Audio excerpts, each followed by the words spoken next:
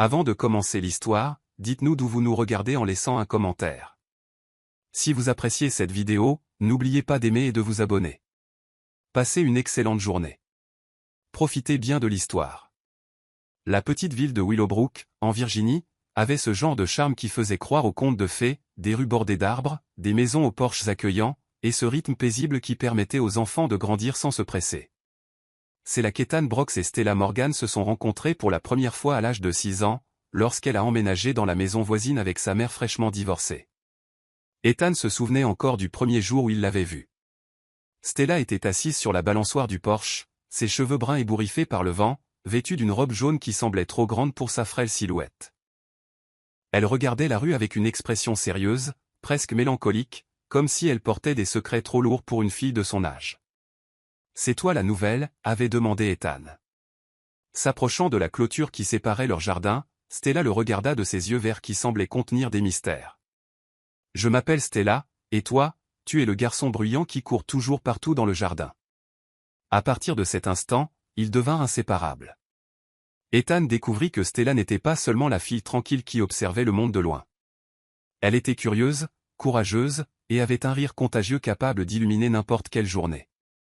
Ensemble, ils explorèrent le moindre recoin de Willowbrook, tels des aventuriers découvrant un continent perdu.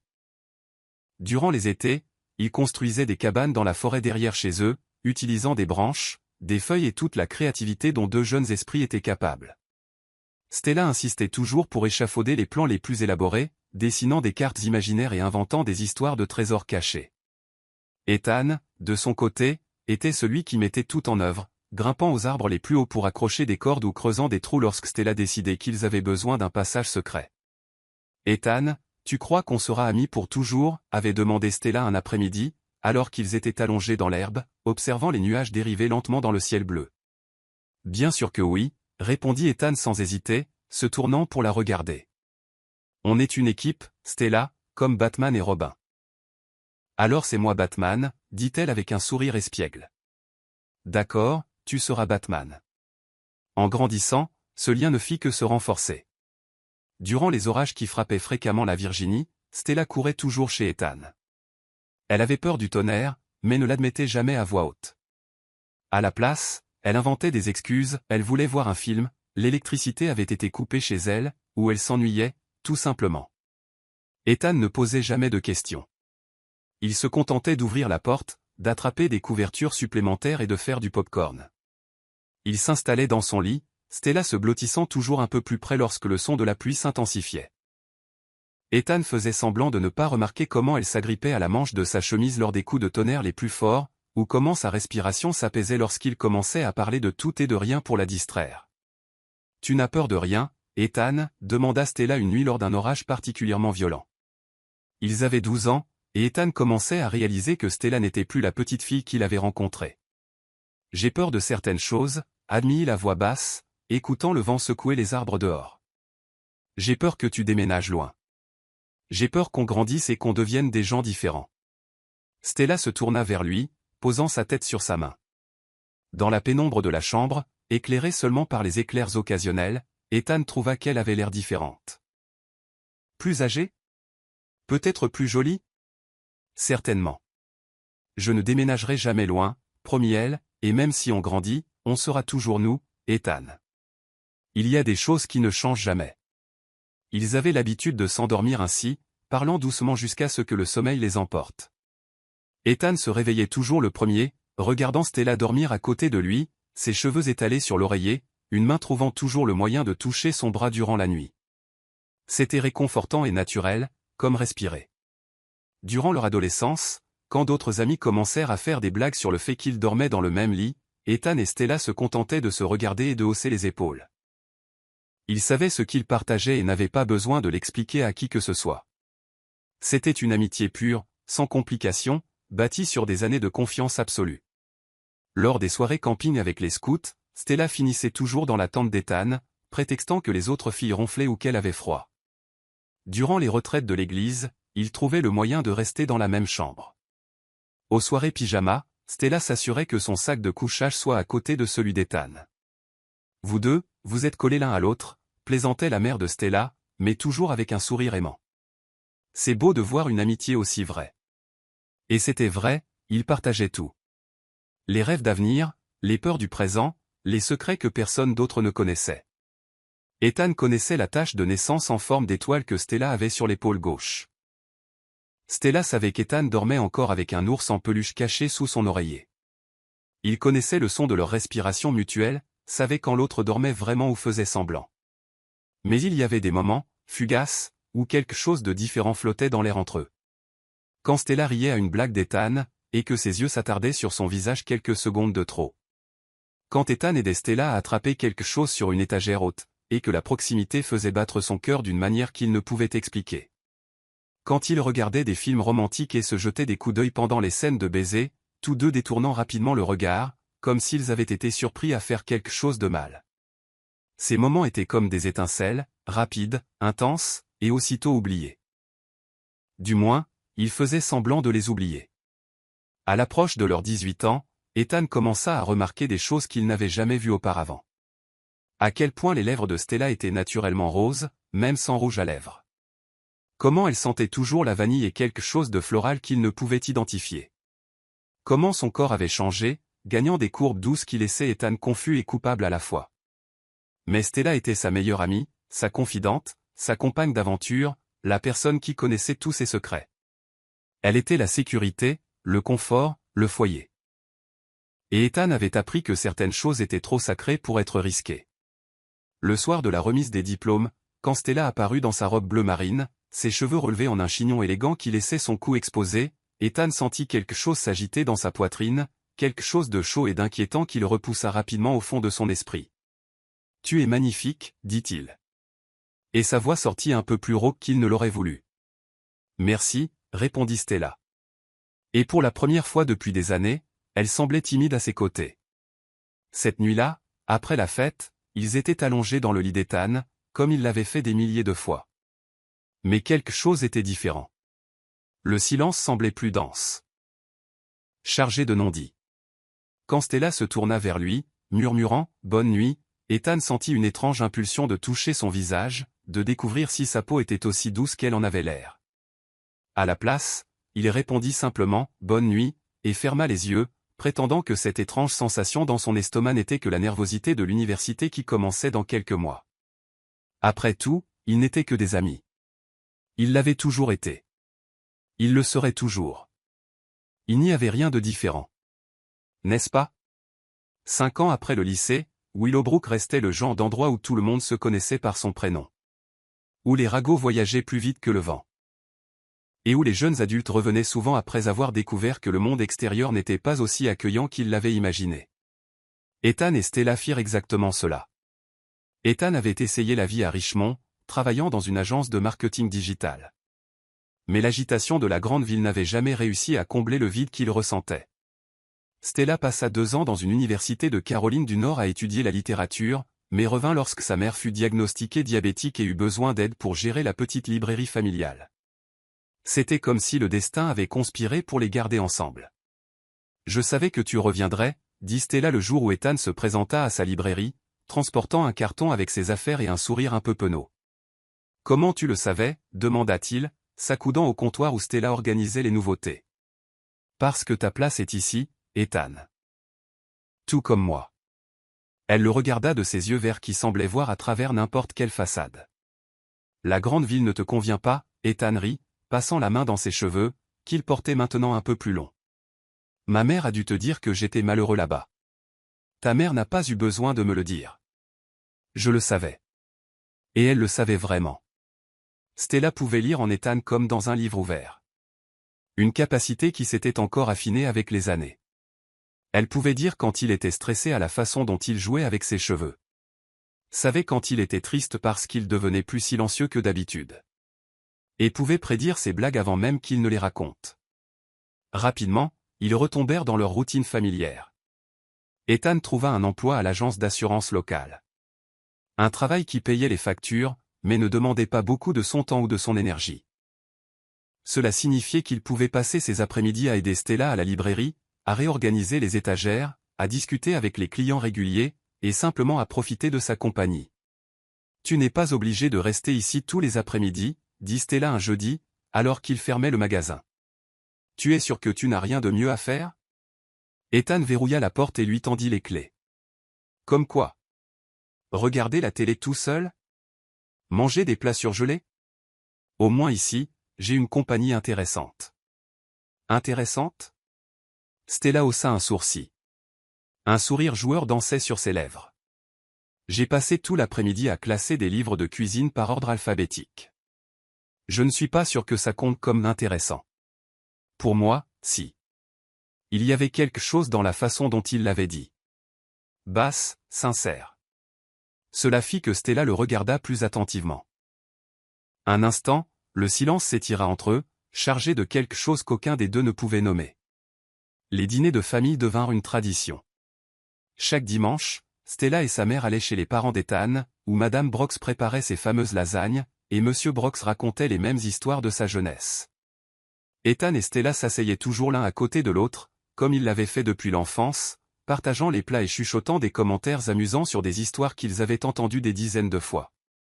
Vous deux, vous êtes toujours comme les deux doigts de la main, commenta Madame Brox un dimanche, en regardant comment Stella servait automatiquement de la salade dans l'assiette d'Ethan sans même qu'il le demande.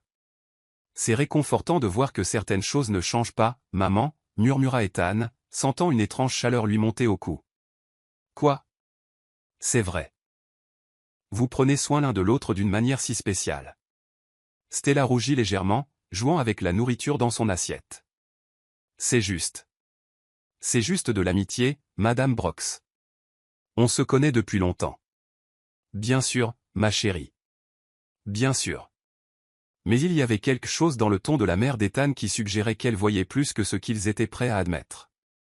Lors des événements de la ville, le festival d'automne, le marché fermier du samedi, les spectacles au centre communautaire, Ethan et Stella étaient toujours vus ensemble.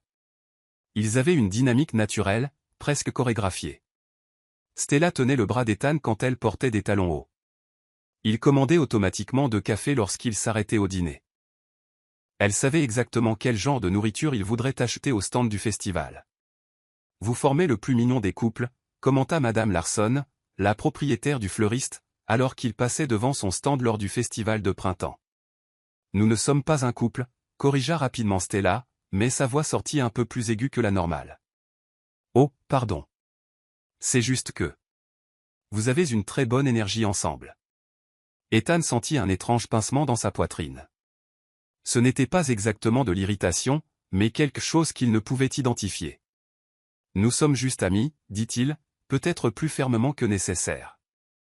Bien sûr, mes chéris. Bien sûr. Les habitants de la ville faisaient toujours ces commentaires, et Ethan et Stella les corrigeaient toujours. Mais dernièrement, ces corrections commençaient à sonner creux, même à leurs propres oreilles. Il était difficile d'ignorer les petits moments qui semblaient porter un poids supplémentaire. Comme lorsque Stella organisait des livres sur une étagère haute, et qu'Ethan s'approcha derrière elle pour l'aider à atteindre, son corps frôlant presque son dos. Pendant une seconde, Stella devint complètement immobile, sentant sa chaleur si proche. L'odeur familière de son eau de Cologne, mélangée à quelque chose de plus masculin et mature. Tu l'as, demanda doucement Ethan, sa voix près de son oreille. Je l'ai, répondit Stella, mais sa voix sortit comme un murmure. Quand elle se retourna, ils étaient face à face, si proches qu'Ethan pouvait compter les petites taches de rousseur sur son nez. Pendant un instant infini, aucun d'eux ne bougea. Les yeux de Stella glissèrent brièvement vers ses lèvres avant de revenir à son regard, et Ethan eut l'impression que l'air s'était épaissi. Stella, commença-t-il, ne sachant pas exactement ce qu'il allait dire. Le carillon de la porte de la librairie retentit alors qu'un client entrait, brisant le moment comme un sort rompu. Ils s'écartèrent rapidement, Stella lissant nerveusement ses cheveux tandis qu'Ethan s'éclaircissait la gorge et faisait semblant d'être très intéressé par les livres sur l'étagère. Il y avait aussi les nuits où l'un d'eux traversait une crise personnelle. Quand la voiture de Stella tomba en panne et qu'elle dut utiliser toutes ses économies pour la réparer, Ethan se présenta à sa porte avec une bouteille de vin et de la nourriture chinoise, sachant instinctivement qu'elle avait besoin de compagnie. Quand Ethan apprit que son grand-père était malade, Stella annula tous ses plans et passa la nuit entière à parler avec lui, le laissant évacuer toutes ses peurs sur la perte et la mortalité. Tu sais toujours exactement ce dont j'ai besoin, dit Ethan cette nuit-là, alors qu'ils étaient assis sur son canapé, la tête de Stella reposant sur son épaule. C'est ce qu'on fait l'un pour l'autre, répondit-elle simplement. On l'a toujours fait. Mais il y avait quelque chose de différent dans sa façon de le dire. Une douceur qui fit qu'Ethan baissa les yeux vers son visage. Stella le regardait aussi, et pendant un instant, Ethan se demanda ce que ce serait de l'embrasser. La pensée surgit de nulle part, si claire et intense qu'il faillit halter. Stella sembla remarquer le changement dans sa respiration. « Ethan ?»« Rien, dit-il rapidement, forçant un sourire. « Juste. Merci d'être toujours là. »« Toujours » murmura-t-elle. Et il y avait quelque chose dans la façon dont elle dit « toujours » qui fit s'emballer le cœur d'Ethan d'une manière qu'il ne pouvait expliquer comme de la pure amitié. Les contacts devenaient plus fréquents, aussi. Pas des contacts différents, nécessairement, mais Ethan commençait à remarquer chacun d'eux d'une nouvelle manière. La main de Stella sur son bras quand elle riait à une blague. La façon dont elle redressait automatiquement le col de sa chemise quand il était de travers. Comment leurs doigts se frôlaient lorsqu'ils se passaient le pop-corn pendant les films. Lors d'un déjeuner dominical particulièrement chaud, Stella portait une robe d'été jaune qui rendait ses yeux plus verts. Ethan se surprit à regarder la façon dont le tissu bougeait lorsqu'elle gesticulait avec animation, racontant une histoire sur un client excentrique de la librairie. Quand elle se pencha pour attraper le sel, l'encolure de sa robe s'ouvrit légèrement, et Ethan détourna rapidement le regard, sentant une bouffée de chaleur qui n'avait rien à voir avec la météo. « Ça va ?» demanda Stella, remarquant qu'il était devenu silencieux. « Tu as l'air un peu rouge. »« Ça va ?» mentit Ethan. « Il fait juste chaud. » Mais ce n'était pas seulement la chaleur. C'était quelque chose de plus profond, de plus compliqué. Quelque chose qui grandissait en lui depuis des mois et qu'il essayait désespérément d'ignorer. Parce que Stella était sa meilleure amie. Elle était son ancre, sa constante, la personne en qui il avait le plus confiance au monde. Et reconnaître qu'il ressentait quelque chose de différent pour elle, quelque chose qui faisait accélérer son pouls et dériver ses pensées vers un territoire dangereux signifierait risquer tout ce qu'ils avaient construit ensemble. Alors il continuait à prétendre que rien n'avait changé, que les regards insistants et les contacts apparemment innocents faisaient juste partie de leur amitié. Mais faire semblant devenait de plus en plus difficile. Surtout les nuits où ils partageaient encore le même lit, comme ils l'avaient toujours fait. Et qu'Ethan restait éveillé, écoutant la respiration douce de Stella, se demandant ce qui se passerait s'il se tournait et l'attirait plus près, se demandant ce qui se passerait s'il admettait enfin que peut-être, juste ami, n'était plus suffisant. L'automne arriva sur Willowbrook avec une intensité inhabituelle cette année-là. Les feuilles changèrent de couleur plus rapidement, peignant la ville de nuances dramatiques de rouge et d'or, et les prévisions météorologiques avertissaient d'une tempête approchant de la côte est, la plus importante depuis 5 ans. Ethan vérifiait les fenêtres de sa maison lorsque son téléphone sonna. C'était Stella, et il y avait une urgence dans sa voix qu'il entendait rarement. « Ethan, peux-tu m'aider avec quelque chose ? Je sais que c'est beaucoup demandé, mais... » Bien sûr, de quoi as-tu besoin ? Tu te souviens de la vieille maison de famille de mon père dans le Connecticut ? Celle que ma mère a eue lors du divorce ? Ethan s'en souvenait vaguement. Stella avait mentionné la propriété quelques fois au fil des ans. Une maison de campagne que la famille visitait rarement, située dans une zone rurale entourée de forêts. Oui, je m'en souviens. Qu'est-ce qu'il y a ? Ma mère veut enfin la vendre. Elle m'a demandé d'y aller ce week-end pour faire un inventaire des meubles, voir ce qui vaut la peine d'être gardé avant de mettre la maison sur le marché. Mais avec cette tempête qui approche. Stella fit une pause. Je ne veux pas y aller seule. C'est assez isolé là-bas, et si la tempête est vraiment aussi forte qu'ils le prédisent. Tu veux que je vienne avec toi? Le ferais-tu? Je sais que c'est beaucoup demandé, surtout avec le mauvais temps, mais je ne veux vraiment pas faire ça seul. Ethan n'hésita pas une seconde. Bien sûr, je viens. Quand veux-tu partir? Maintenant? Je sais que c'est un peu à la dernière minute, mais si la tempête frappe plus tôt que prévu, on pourrait être coincé là-bas pendant des jours. 2 heures plus tard, ils étaient sur la route en direction du Connecticut. Le ciel s'assombrissait progressivement au-dessus d'eux. Stella conduisait sa petite berline, les mains fermes sur le volant, tandis qu'Ethan naviguait à l'aide du GPS de son téléphone. La conversation coulait naturellement entre eux, comme toujours. Mais il y avait une tension sous-jacente dans l'air. En partie à cause de l'anticipation de la tempête, en partie à cause de quelque chose de plus difficile à définir. « Ça fait combien de temps que tu n'y es pas allé ?» demanda Ethan, regardant les lourds nuages s'accumuler à l'horizon. « Environ 3 ans, peut-être 4. Ma mère m'y emmenait quand j'étais petite, surtout après le divorce.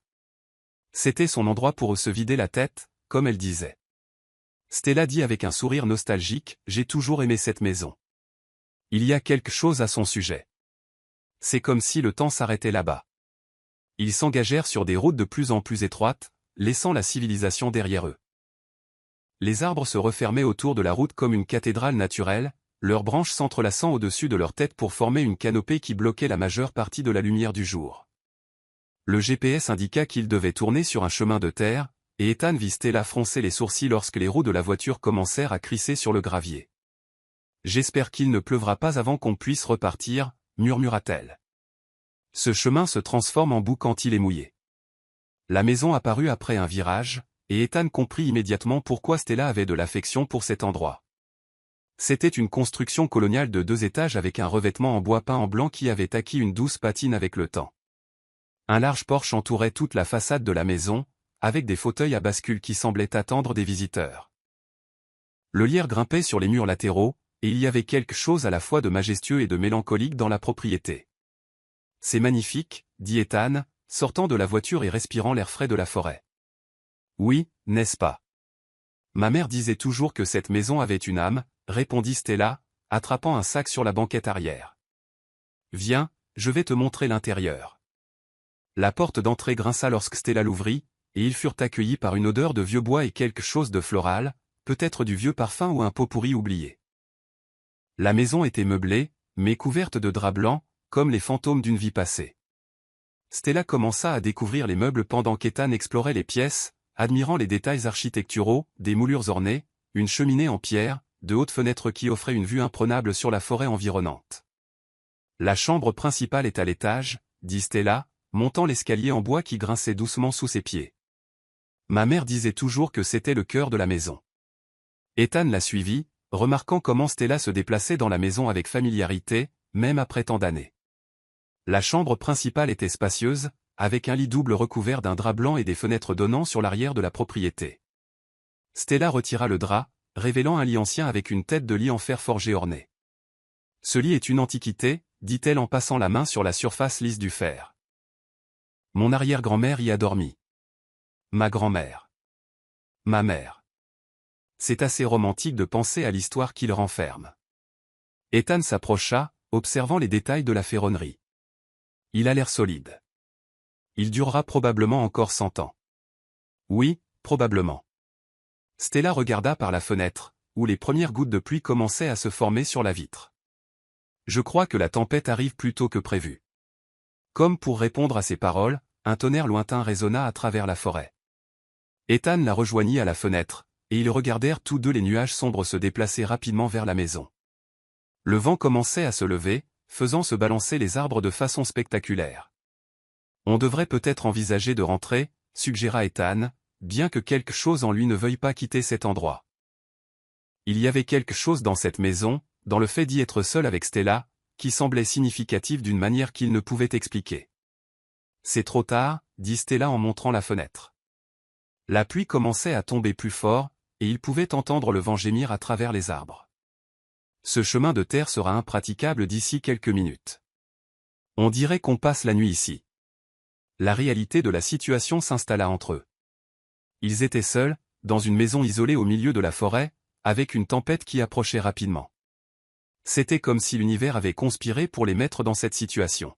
« Eh bien, » dit Ethan, essayant de paraître décontracté, « au moins la maison a l'air solide, et je suis sûr qu'on a tout ce qu'il faut. » « Il y a des conserves dans le garde-manger, » dit Stella, « et du bois pour la cheminée. » Ma mère gardait toujours la maison préparée pour les urgences.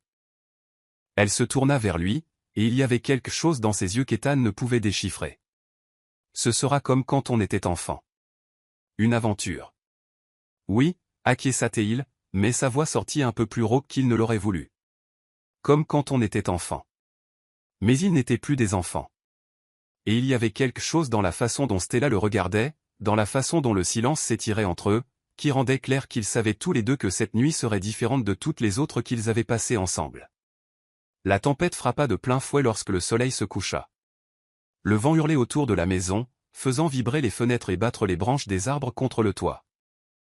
Ethan avait réussi à allumer la cheminée, et le crépitement du feu offrait un contrepoint réconfortant au chaos extérieur. « Je suis contente que tu sois venue avec moi, » dit Stella, s'installant sur le canapé près de la cheminée. Elle s'était changée, portant un pull en laine douce et un pantalon de survêtement qui la faisait paraître plus jeune, plus vulnérable. « Je n'aurais pas eu le courage de rester ici seule avec cet orage. Tu sais que je serai toujours là quand tu auras besoin de moi, » répondit Ethan, s'asseyant à côté d'elle. Le canapé était petit, et il était très conscient de leur proximité. De la chaleur qui émanait de son corps. Un éclair particulièrement intense illumina la pièce, immédiatement suivi d'un coup de tonnerre assourdissant qui fit sursauter Stella et la fit instinctivement se rapprocher d'Ethan. Elle rit nerveusement. « Désolé. Je sais que c'est idiot, mais les orages me rendent toujours nerveuse. » « Ce n'est pas idiot, » dit doucement Ethan. « C'est humain. » Ils restèrent assis là, à écouter la tempête, le feu crépitant dans la cheminée créant une bulle de chaleur et de lumière au milieu du chaos extérieur. À chaque éclair et coup de tonnerre, Stella se rapprochait imperceptiblement, jusqu'à ce qu'elle soit pratiquement pressée contre Ethan. Il pouvait sentir son parfum, vanille et quelque chose de floral qui lui faisait toujours penser à la maison. « Ethan, » dit Stella doucement, sa voix presque perdue dans le bruit de la tempête. « Est-ce que tu te demandes parfois ce que ce serait si on était différent ?» La question resta suspendue dans l'air entre eux, chargée de possibilités. Ethan sentit son cœur s'emballer. Différent comment? Stella leva la tête pour le regarder, et dans la lumière dansante du feu, ses yeux semblaient dorés. Si on n'était pas juste. Si on était plus que. Un autre coup de tonnerre coupa ses mots, mais Ethan comprit ce qu'elle essayait de dire. La même question qui grandissait dans son esprit depuis des mois, peut-être des années. Stella, commença-t-il, mais il ne savait pas comment finir. Elle était si proche maintenant qu'il pouvait voir les petites taches de rousseur sur son nez, pouvait sentir son souffle contre sa peau. Il y avait quelque chose d'inévitable dans ce moment, comme si toutes les nuits qu'ils avaient passées ensemble, toutes les années d'amitié et de complicité s'étaient construites vers cet instant précis. Quand Stella se pencha légèrement vers lui, Ethan eut l'impression de se tenir au bord d'une falaise. Une partie de lui voulait s'éloigner, protéger l'amitié qui était la chose la plus précieuse de sa vie. Mais une partie plus grande, plus profonde, voulait découvrir ce qui se passerait s'il arrêtait enfin de prétendre qu'elle n'était que sa meilleure amie. Le vent hurla plus fort, et la lumière du feu vacilla, projetant des ombres dansantes sur les murs. Et à cet instant, suspendu entre la tempête et la chaleur, entre le passé et l'avenir, Ethan sut que plus rien entre eux ne serait jamais pareil. La tempête était arrivée. Et avec elle, quelque chose qu'ils évitaient depuis longtemps était enfin sur le point d'émerger de l'ombre. La tempête continuait de rugir à l'extérieur, transformant la nuit en une symphonie sauvage de vent, de pluie et de tonnerre. Ethan et Stella restaient sur le canapé près de la cheminée, le silence entre eux épais de possibilités inexplorées. La question de Stella flottait toujours dans l'air, « Est-ce que tu te demandes parfois ce que ce serait si on était différent ?» Et Ethan avait l'impression d'être en équilibre au bord d'un gouffre. « On devrait monter, » dit finalement Stella, sa voix à peine audible au-dessus du bruit de la tempête. « Il se fait tard et demain, nous devons tout organiser avant de repartir. » Ethan hocha la tête, bien qu'une partie de lui veuille rester là pour toujours, dans ce moment suspendu où tout était encore possible et rien n'avait été gâché. Ils montèrent l'escalier grinçant, le bois gémissant sous leurs pieds comme si la maison elle-même soupirait. La chambre principale était plongée dans l'ombre, éclairée uniquement par les éclairs occasionnels qui créaient des motifs fantomatiques sur les murs.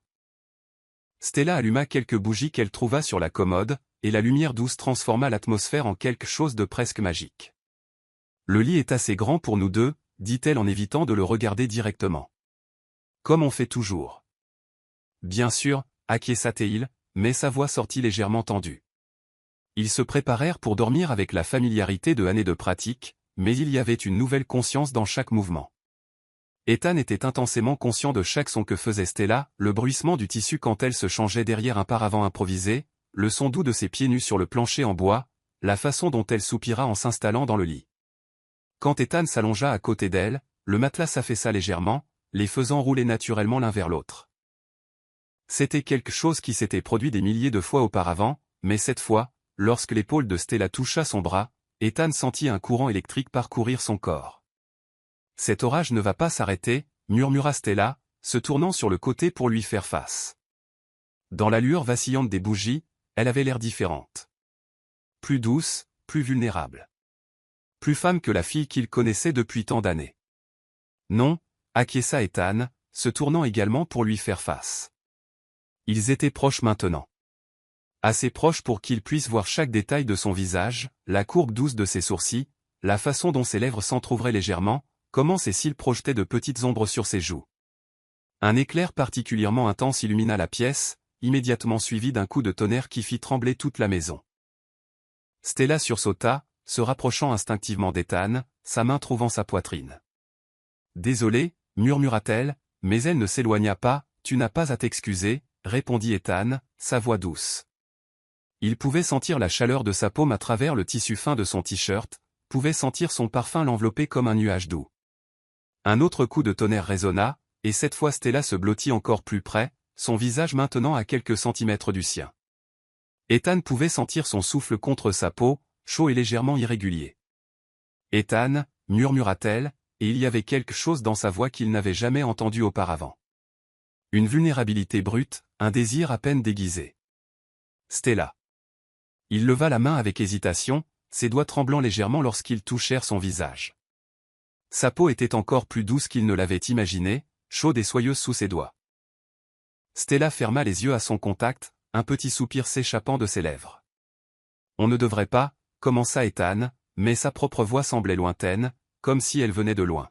« Je sais » murmura Stella, mais ses mots étaient contredits par la façon dont elle se penchait dans son contact, par la façon dont sa main se déplaçait de sa poitrine à sa nuque, ses doigts se glissant dans ses cheveux. Le vent hurla plus fort, et un autre éclair illumina la pièce. Dans le bref moment de clarté, leurs regards se rencontrèrent, et Ethan y vit tout ce qu'il ressentait reflété dans son regard, le désir, la confusion, l'amour qui était passé de quelque chose de pur et simple à quelque chose de complexe et d'écrasant. Quand l'obscurité revint, l'espace entre sembla se rétrécir de lui-même. Ethan ne sut pas s'il s'était penché le premier, ou si c'était Stella, ou s'ils avaient bougé simultanément, attirés par une force à laquelle ils ne pouvaient plus résister. Quand leurs lèvres se touchèrent, ce fut comme si un circuit électrique s'était fermé. Le baiser fut doux au début, hésitant, presque interrogateur. Mais quand Stella répondit, se pressant plus près de lui, quelque chose se brisa à l'intérieur d'Ethan. Des années de désirs refoulés, de sentiments niés, de questions non posées explosèrent en une vague de besoins qui le laissa vertigineux. Il approfondit le baiser, une main s'enfouissant dans ses cheveux soyeux, tandis que l'autre se déplaçait vers sa taille, l'attirant encore plus près. Stella gémit doucement contre ses lèvres, le son envoyant des ondes de choc à travers son corps. Ils s'embrassèrent comme s'ils se noyaient et trouvaient de l'air l'un dans l'autre.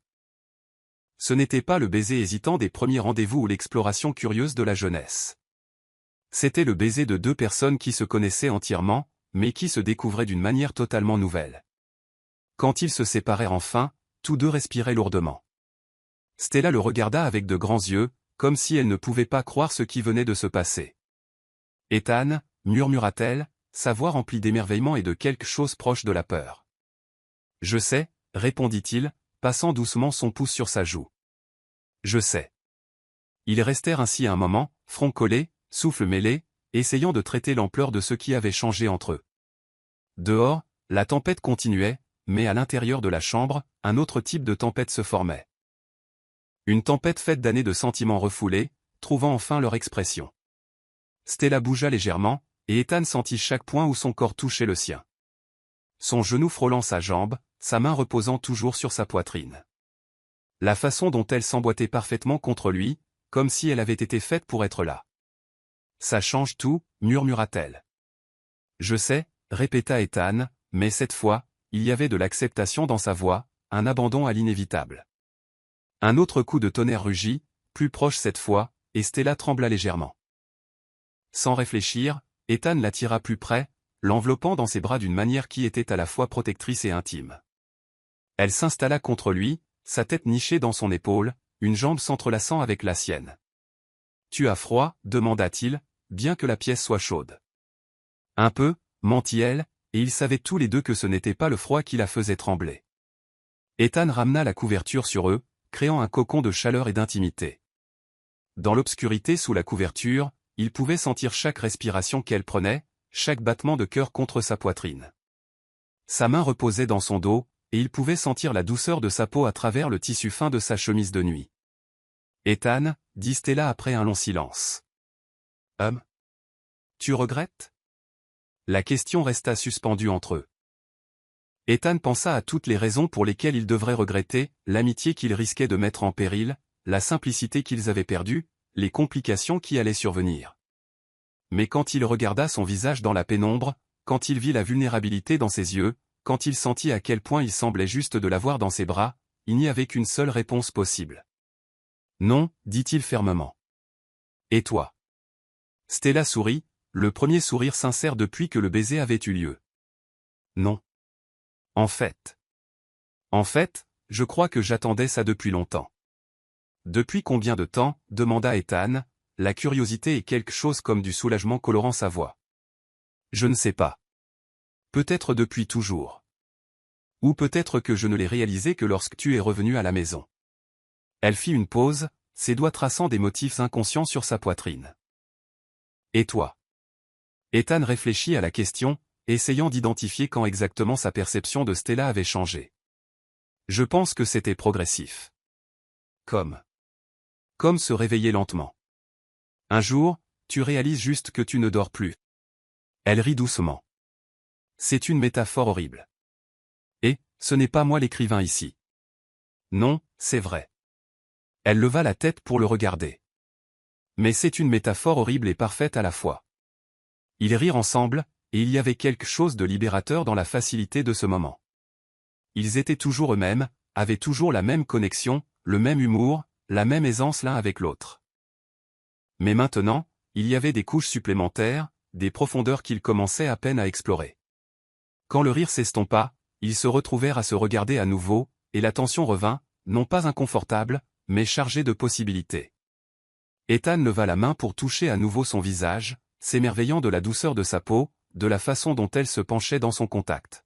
« Qu'est-ce qu'on fait maintenant » demanda doucement Stella. « Je ne sais pas, » admit Ethan, mais je veux le découvrir avec toi. Même si c'est compliqué. Surtout parce que ça va être compliqué. Stella sourit à nouveau. Et cette fois, quand elle se pencha pour l'embrasser, il n'y eut aucune hésitation. C'était un baiser de promesses, de possibilités, de deux meilleurs amis admettant enfin qu'ils avaient peut-être toujours été quelque chose de plus. Dehors, la tempête commençait lentement à se calmer. Mais à l'intérieur de la chambre, une nouvelle tempête ne faisait que commencer. Une tempête faite de cœurs qui se découvraient, de mains explorant des territoires familiers de manière totalement nouvelle, de deux personnes qui pensaient connaître toutes les réponses, découvrant qu'elles commençaient à peine à poser les bonnes questions. Et quand ils s'endormirent enfin, toujours enlacés, murmurant encore des confessions dans l'obscurité, ils savaient tous les deux qu'ils avaient franchi une ligne dont ils ne pourraient jamais revenir. Et qu'ils n'en avaient pas envie. Le matin arriva avec une clarté cruelle qui transforma la magie de la nuit précédente en quelque chose qui semblait presque irréel. Ethan se réveilla le premier, les premiers rayons de soleil filtrant à travers les rideaux et illuminant la pièce qui avait l'air complètement différente à la lumière du jour. Pendant un instant, il fut désorienté, oubliant où il était. Puis il sentit le poids doux du corps de Stella niché contre le sien, et tout lui revint. La tempête. Le baiser. La façon dont elle s'était parfaitement emboîtée dans ses bras. Stella dormait paisiblement, ses cheveux étalés sur l'oreiller, une main reposant sur sa poitrine.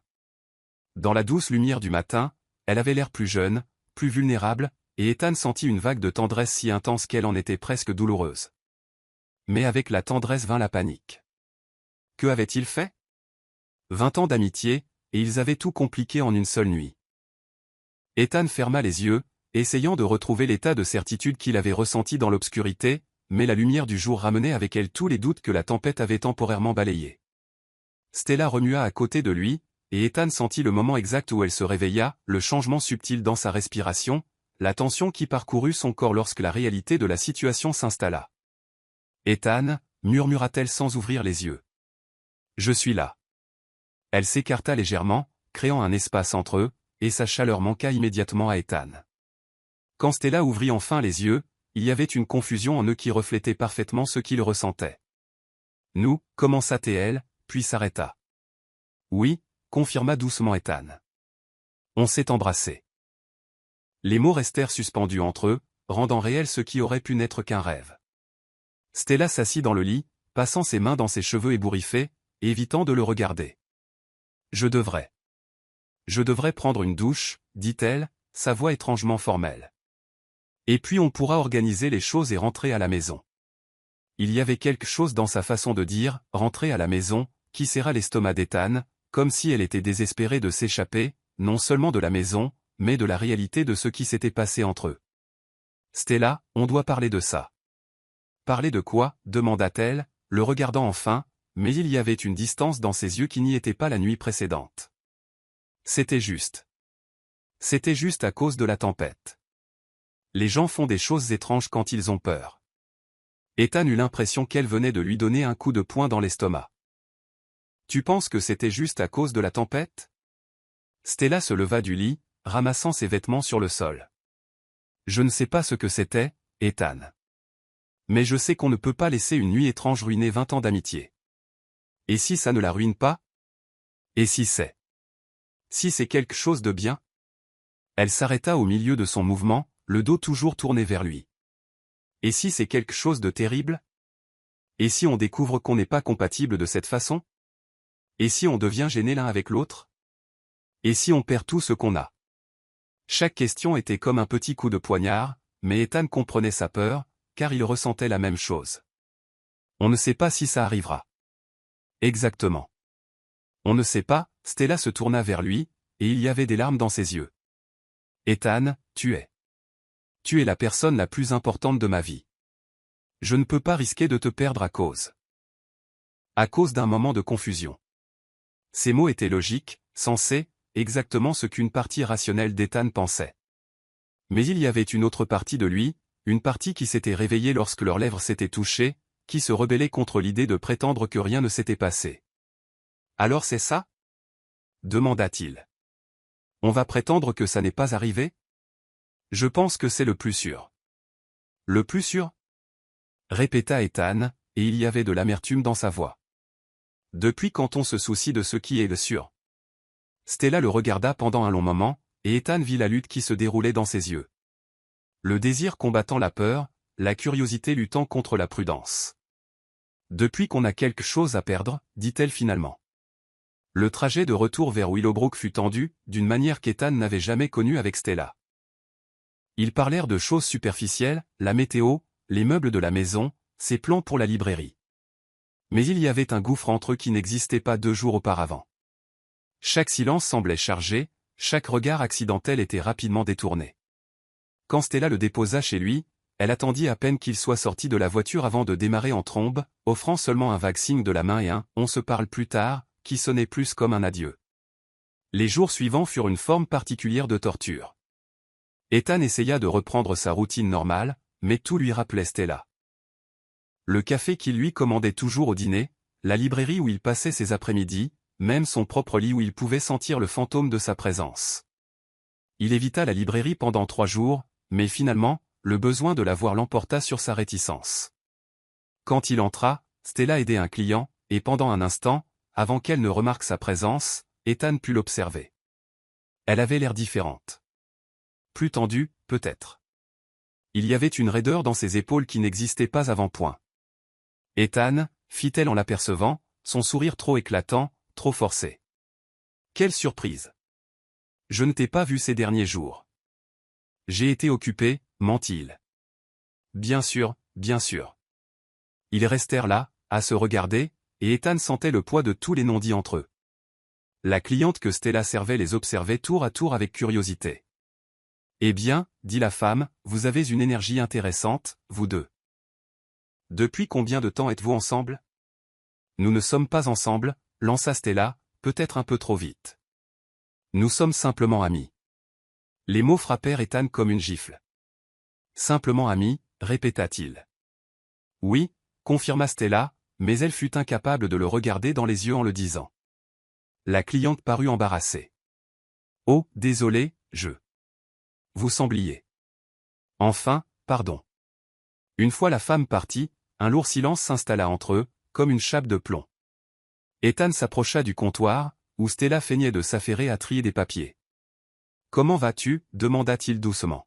« Bien, très bien. » En réalité, Elle ne le regardait toujours pas. Et toi, Stella? Regarde-moi. Elle hésita un instant avant de lever les yeux. Lorsqu'elle le fit, Ethan vit dans son regard des ombres qui n'y étaient pas auparavant, une tristesse qu'elle tentait de dissimuler. Je vais bien, Ethan. Vraiment. Tu n'en as pas l'air. Et quel air devrais-je avoir? La question était chargée de défis, mais Ethan percevait l'appel à l'aide sous-jacent. Je ne sais pas, mais pas comme ça. Pas comme si tu avais peur de moi. Je n'ai pas peur de toi, dit Stella, mais sa voix tremblait légèrement. Alors de quoi as-tu peur? Stella ferma les yeux un instant, et quand elle les rouvrit, il y avait en eux une vulnérabilité à fleur de peau. De tout gâcher. De découvrir que nous sommes terribles ensemble de cette façon. D'avoir à choisir entre t'avoir comme ami ou ne pas t'avoir du tout. Ethan sentit son cœur se serrer. Stella. Non, l'interrompit-elle. S'il te plaît, Ethan. J'ai besoin. J'ai besoin de temps pour réfléchir. Pour comprendre ce que je ressens. Peux-tu me donner ça? C'était la dernière chose qu'Ethan voulait faire. Chaque fibre de son être voulait la serrer dans ses bras, l'embrasser jusqu'à ce que toute confusion disparaisse. Mais il voyait la panique sincère dans ses yeux, sentait à quel point elle se débattait. Combien de temps, Stella? Demanda-t-il. Je ne sais pas. Juste. Du temps. Ethan hocha la tête, bien qu'il ait l'impression d'acquiescer à sa propre exécution.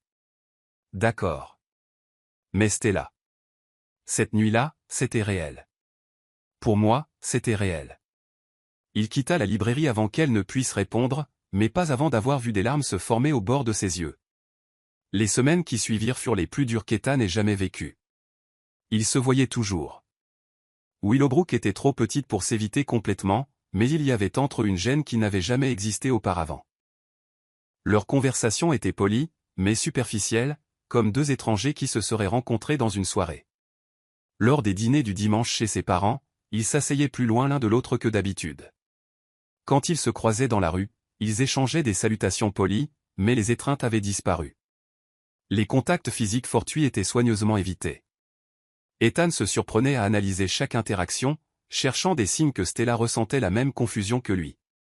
Parfois, il croyait surprendre un regard qui s'attardait, un moment d'hésitation avant qu'elle ne s'éloigne, mais alors elle souriait, de ce sourire éclatant et faux, et il se demandait s'il ne voyait pas seulement ce qu'il voulait voir. La mère d'Ethan fut la première à commenter le changement.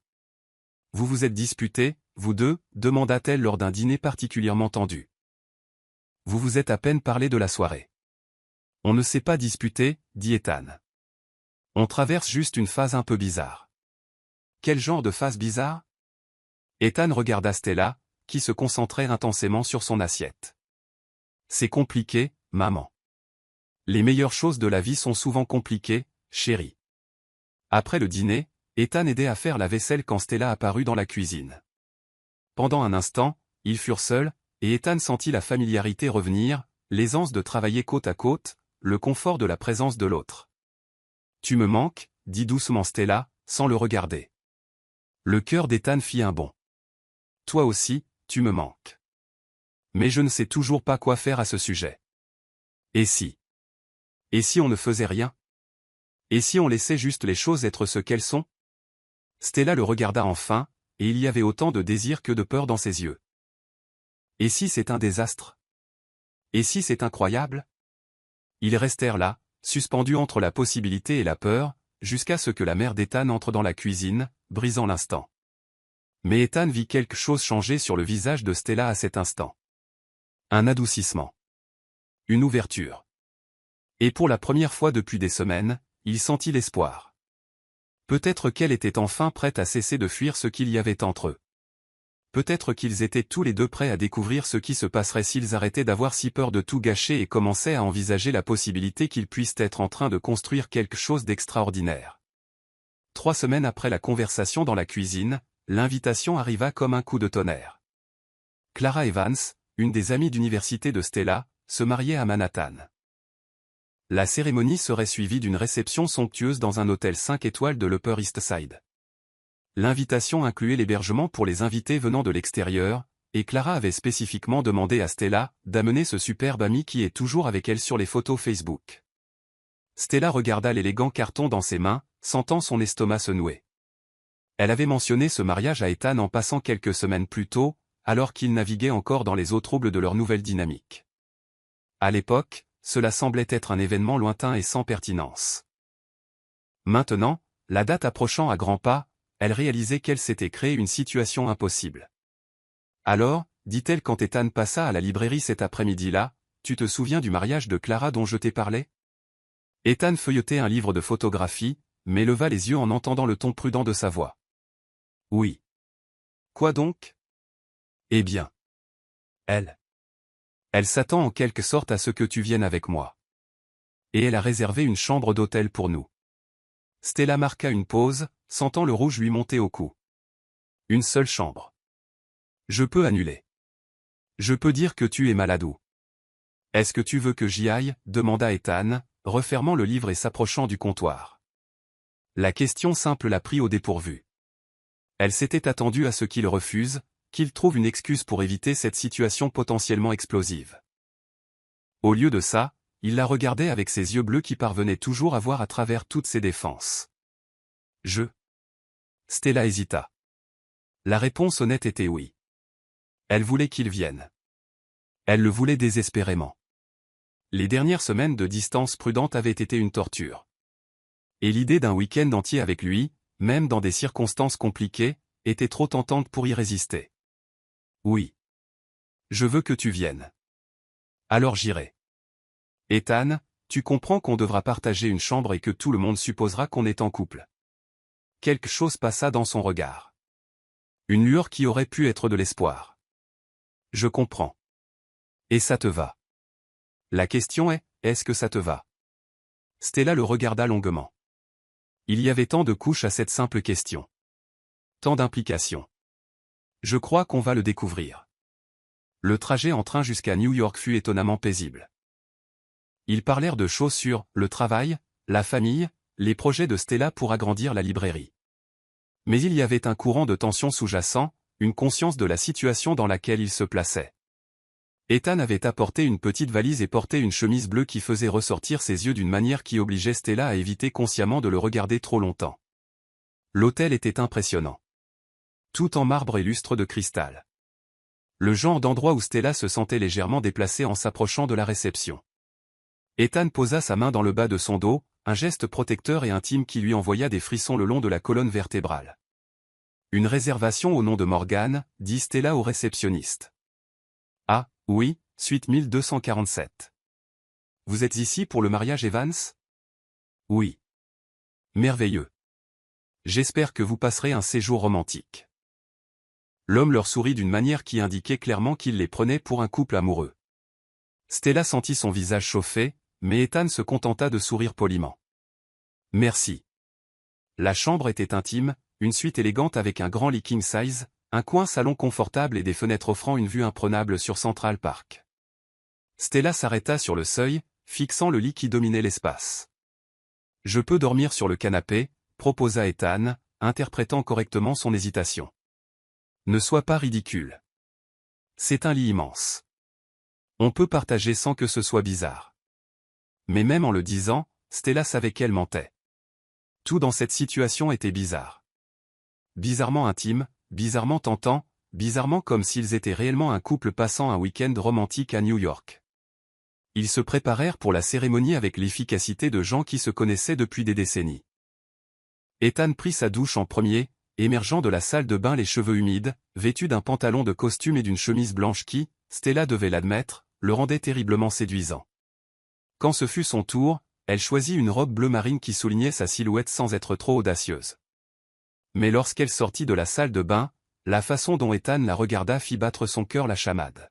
« Tu es magnifique, dit-il doucement. »« Merci. » Elle s'approcha du miroir pour mettre ses boucles d'oreilles, et Ethan apparut derrière elle, leurs regards se croisant dans le reflet. « Besoin d'aide avec le collier ?» demanda-t-il, remarquant le bijou dans ses mains. Stella hocha la tête, lui tendant le délicat collier de perles. Quand Ethan se plaça derrière elle pour l'attacher, ses doigts effleurèrent la peau sensible de sa nuque, et Stella dut s'agripper à la commode pour ne pas trembler visiblement. « Voilà, dit-il. » Mais ses mains restèrent sur ses épaules un instant de trop. Dans le miroir, Stella pouvait les voir ensemble. Elle, élégante dans sa robe bleue. Lui, d'une beauté ravageuse dans son costume. Tous deux ressemblant exactement à un couple profondément amoureux. L'image était si convaincante que, l'espace d'un instant, elle faillit y croire elle-même. La cérémonie fut magnifique.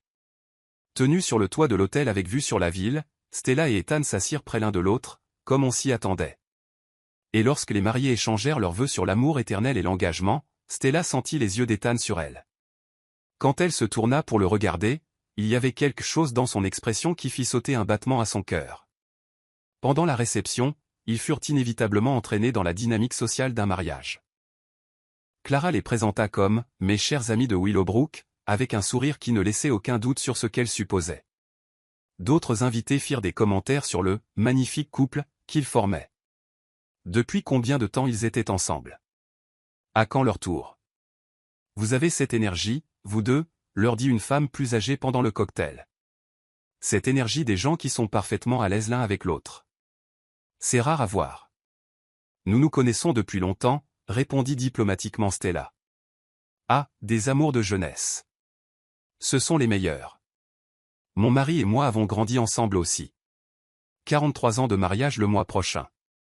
Ethan se pencha pour prendre une coupe de champagne pour Stella. Un geste si naturel et prévenant que la femme sourit d'un air approbateur.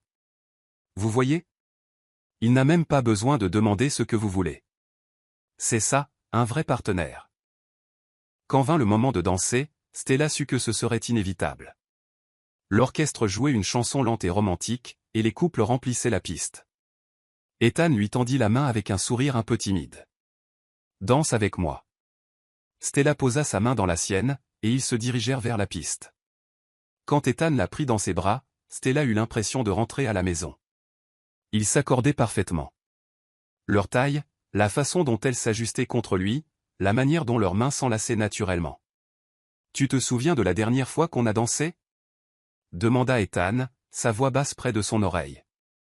Le bal de promo, répondit Stella. Tu m'as marché sur le pied 3 fois. J'étais nerveux. Pourquoi tu étais nerveux? C'était juste moi. Ethan la fit doucement tourner avant de la ramener près de lui. C'était peut-être ça, le problème. Les mots restèrent suspendus entre eux, chargés de sens. Stella le regarda, cherchant dans ses yeux des indices sur ce qu'il voulait dire. Mais avant qu'elle ne puisse demander, la musique changea pour quelque chose de plus rythmé, et l'instant fut perdu. Plus tard, après des heures de conversation, de danse et de champagne, ils retournèrent dans leur chambre.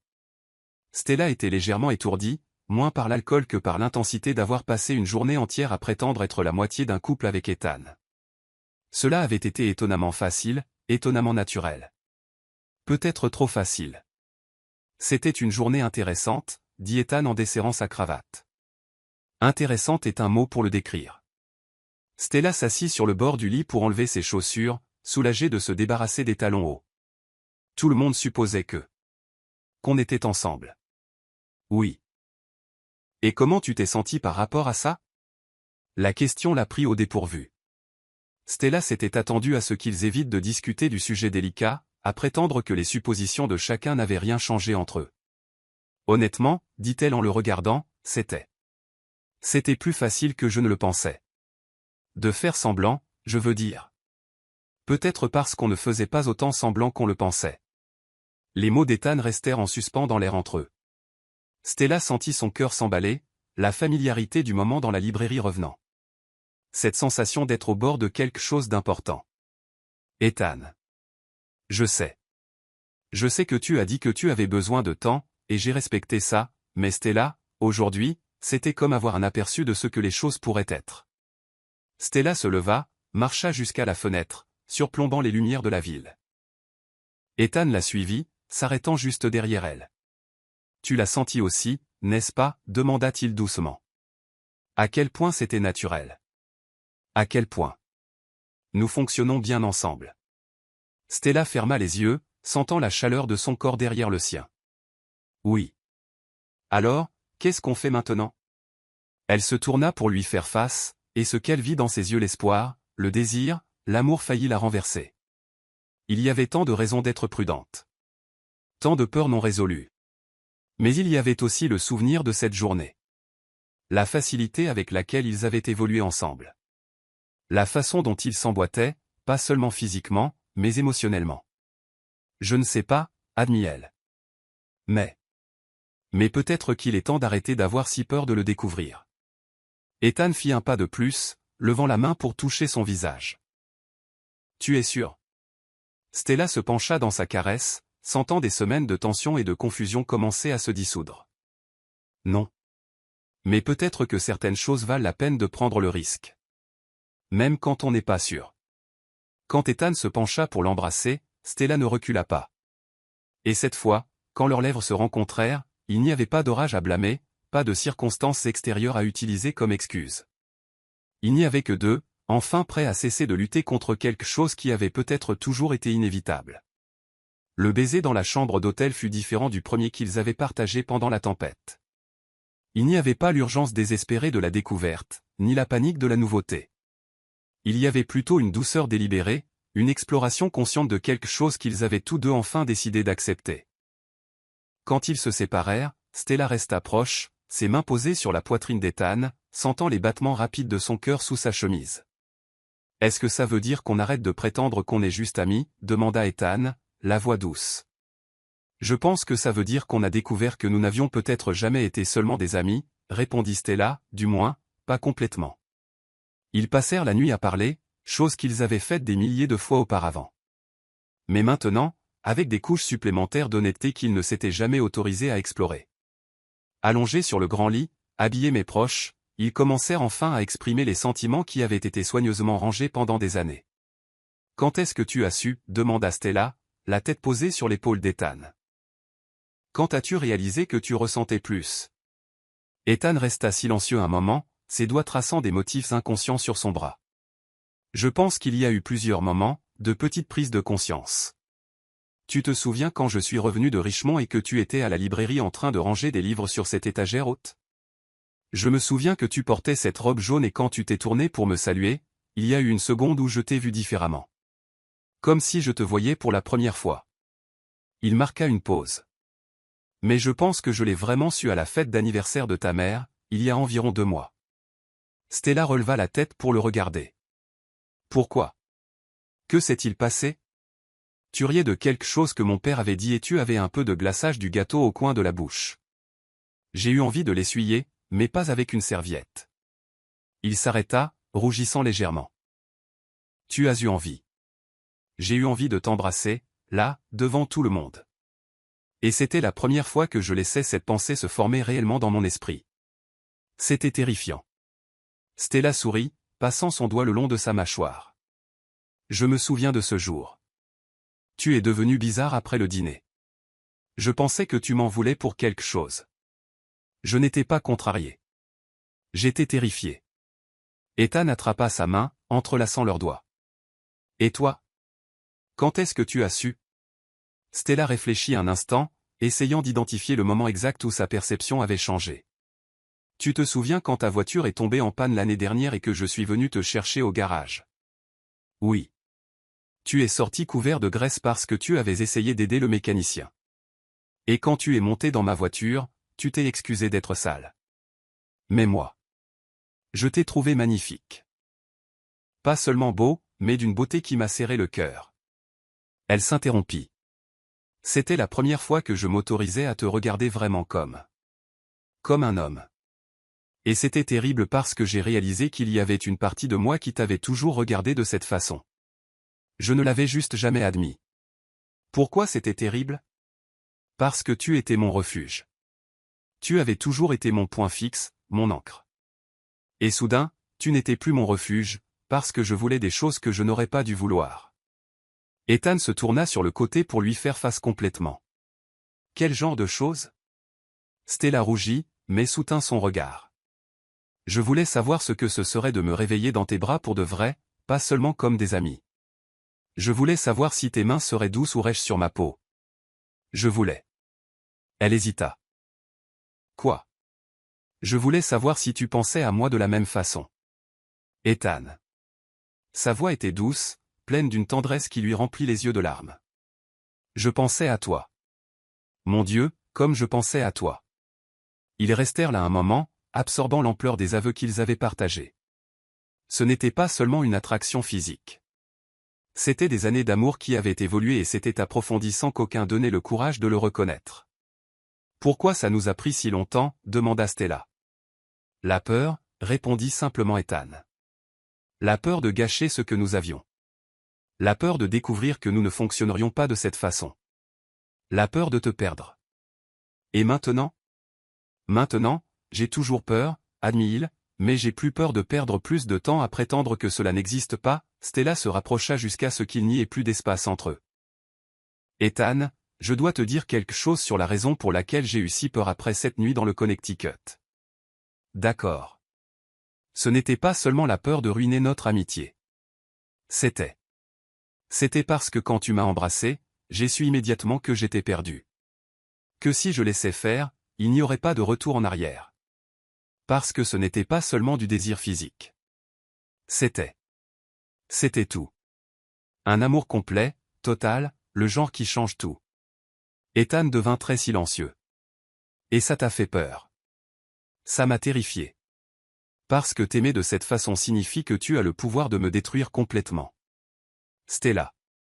Il prit son visage entre ses mains. Tu crois que ce n'est pas la même chose pour moi? Tu crois que tu n'as pas le même pouvoir sur moi? Il y avait des larmes dans ses yeux maintenant. Je ne veux pas te faire de mal. Et je ne veux pas que tu me fasses de mal. Alors ne nous faisons pas de mal, dit-il doucement. Faisons attention l'un à l'autre. Communiquons. Faisons en sorte que ça marche. Et si on n'y arrive pas? Et si on y arrivait? C'était la même question qu'il s'était posée plusieurs fois ces dernières semaines. Mais cette fois, Stella sentit quelque chose de différent dans sa réponse. De l'espoir. Une possibilité, point une volonté d'essayer plus forte que la peur. « Je t'aime » dit-elle soudain. Les mots lui échappant avant qu'elle ne puisse se censurer. Pas seulement comme mon meilleur ami. Je t'aime. Comme si tu faisais partie de moi. Comme si j'étais né pour t'aimer. Ethan ferma les yeux, comme si ces mots étaient une prière qu'il avait attendu toute sa vie d'entendre. Stella, je sais que c'est intense. Je sais que ça fait peur. Mais c'est la vérité. Et j'en ai marre de prétendre le contraire. Quand Ethan rouvrit les yeux, des larmes les embuaient. Je t'aime aussi. Je t'ai toujours aimé. Mais maintenant, c'est différent. C'est plus grand. C'est comme si tout l'amour que j'ai ressenti pour toi au fil des ans s'était transformé en quelque chose qui ne tient plus dans ma poitrine. Ils s'embrassèrent à nouveau. Et cette fois, il y avait une promesse dans ce baiser. Une promesse d'honnêteté, de vulnérabilité, de courage pour explorer ce qu'il y avait entre eux, sans craindre de détruire ce qu'ils avaient déjà. Alors, qu'est-ce qu'on fait maintenant? Demanda Stella, ses lèvres contre les siennes. Maintenant, on arrête d'avoir peur, répondit Ethan. Maintenant, on voit où ça nous mène. Même si c'est compliqué? Surtout parce que ça va être compliqué. Les meilleures choses le sont toujours. Stella sourit, sentant comme un poids immense sauter de ses épaules. Pour la première fois depuis des mois, elle ne luttait plus contre ses sentiments. Elle les acceptait. Ethan, merci d'avoir attendu, de m'avoir donné le temps d'en arriver là. Merci à toi d'y être arrivé. Ils s'endormirent enlacés, pas seulement physiquement, mais émotionnellement. Et pour la première fois, il n'y avait aucune prétention, ils n'étaient pas juste des amis partageant un lit. Ils étaient deux personnes qui s'aimaient profondément, qui avaient enfin trouvé le courage de l'admettre, et qui étaient prêtes à découvrir ce que l'amour pouvait construire sur les fondations solides d'une amitié de toute une vie. Dehors, New York continuait sa danse nocturne de lumière et de mouvement. Mais à l'intérieur de la chambre, il n'y avait que la paix. La paix qui vient lorsque l'on cesse enfin de se battre contre son propre cœur et qu'on l'autorise à nous guider vers ce que l'on a toujours su être vrai. Que certains amours sont trop grands pour être contenus dans le mot « amitié ».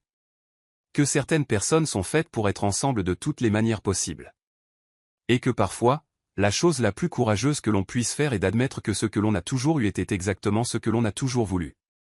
Les 2 mois suivants furent comme un rêve éveillé. Ethan et Stella naviguèrent la transition de la meilleure amitié à la romance avec une aisance qui les surprit tous les deux. Il n'y eut pas la période d'ajustement gênante qu'ils avaient redoutée. Au lieu de cela, c'était comme s'ils avaient enfin trouvé la version complète d'eux-mêmes. Ils gardèrent tout ce qui rendait leur amitié spéciale.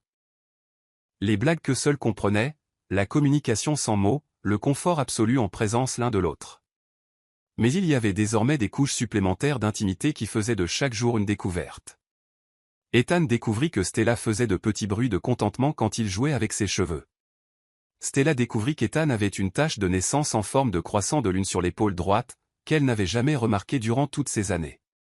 Les habitants de Willowbrook réagirent au changement avec un mélange de « il était temps » et de « je l'ai toujours su ». La mère d'Ethan était radieuse, tandis que celle de Stella fut émue aux larmes, disant qu'elle priait pour cela depuis des années. C'était comme si toute la ville avait attendu qu'il réalise ce que tout le monde voyait déjà. Mais ce fut précisément cette acceptation universelle qui planta la première graine de doute dans l'esprit de Stella. « Tu penses qu'on fait ça parce que c'est ce que tout le monde attend ?» demanda-t-elle un matin, alors qu'ils prenaient un café dans la cuisine d'Ethan. Il pleuvait dehors et ils avaient passé la matinée à lire sur le canapé. Stella était blottie contre sa poitrine, comme si elle était née pour être là. Ethan la regarda par-dessus sa tasse de café. « Est-ce que toi, tu fais ça à cause de ce que les autres attendent ?»« Non, » répondit Stella rapidement.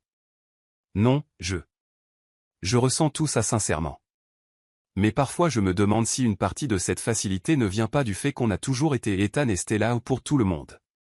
Comme si on ne faisait que remplir un rôle qui était déjà écrit pour nous. Et ce serait une mauvaise chose ? Stella fronça les sourcils, essayant d'articuler l'inconfort qui grandissait en elle. Pas mauvaise, exactement. Mais je veux être sûr qu'on est ensemble parce qu'on l'a choisi, pas parce que c'était ce qui était attendu de nous. Ethan posa sa tasse sur la table et se tourna complètement vers elle. Stella.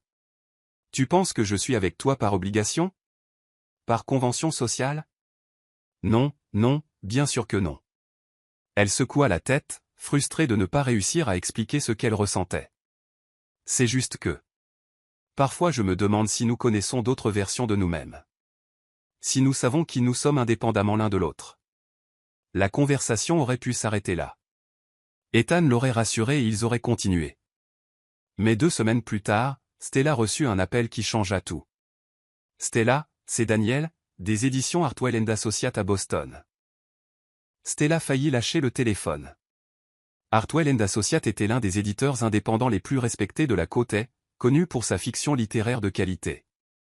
Elle leur avait envoyé un manuscrit des mois auparavant, un roman qu'elle avait écrit pendant les nuits solitaires après le retour d'Ethan, quand elle essayait de gérer ses sentiments confus. « Nous avons lu votre manuscrit », continua Daniel. « Et nous sommes très intéressés. Nous aimerions discuter non seulement de la publication de ce livre, mais aussi de la possibilité d'un contrat pour 3 livres. Serait-il possible pour vous de venir à Boston pour une réunion la semaine prochaine ?» Stella s'assit lourdement sur la chaise derrière le comptoir de la librairie, son cœur battant si fort qu'elle était sûre que Daniel pouvait l'entendre à travers le téléphone. « Oui. Oui, bien sûr. Excellent.